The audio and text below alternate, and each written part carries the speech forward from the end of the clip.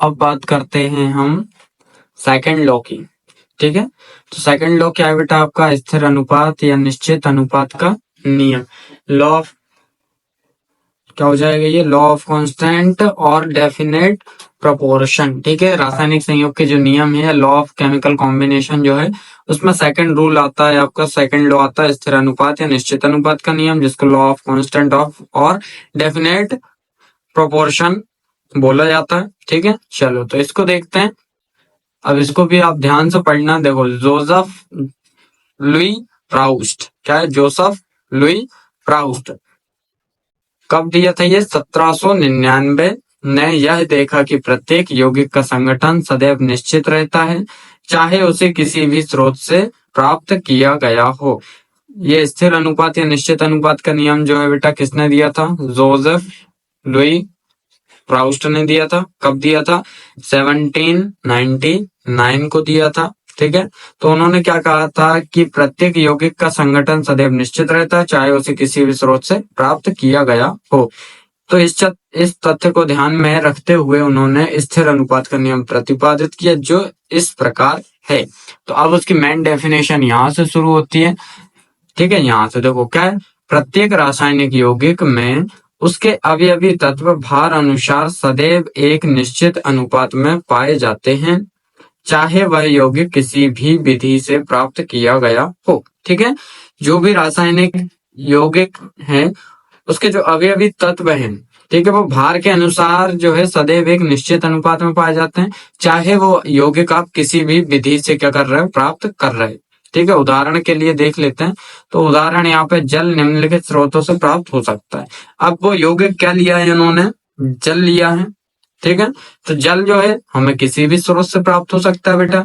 जैसे जल हमें नदी से भी प्राप्त हो सकता है, कुआं से भी प्राप्त हो सकता है, समुद्र से भी प्राप्त हो सकता है, और वर्षा से भी प्राप्त हो सकता है। ठीक है, तो आदि प्राकृतिक स्रोत से जो है जल हमें प्राप्त हो सकता है।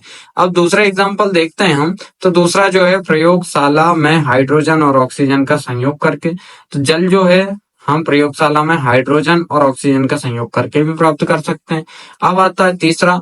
तो तीसरा उदाहरण जो है अन्य रासायनिक विधि से। तो जल हम अन्य रासायनिक विधि से भी प्राप्त कर सकते हैं। अब इंग्लिश में बात करें बेटा, तो इंग्लिश में हो जाएगा Joseph Louis Proust 1799 observed that the composition of every compound remains constant no matter what source it is obtained from. Keeping this fact in mind, he formulated the law of constant proportion, which is as follows. ठीक है, जो ऊपर मैंने हिंदी में समझा same वही है ये। ठीक है, तो इसके अकॉर्डिंग क्या होता है ये? In every chemical compound it's constituent elements are always found in a definite proportion by weight, no matter by which method the compound has been obtained. ठीक है, तो एग्जाम्पल के लिए यदि हम देखें तो एग्जाम्पल हो जाएगा water can be obtained from the following sources. Water को हम किसी भी या फिर यहाँ पे जो सोर्स दिए जा रहे हैं उनके थ्रू हम क्या कर सकते हैं? ऑब्टेन कर सकते हैं।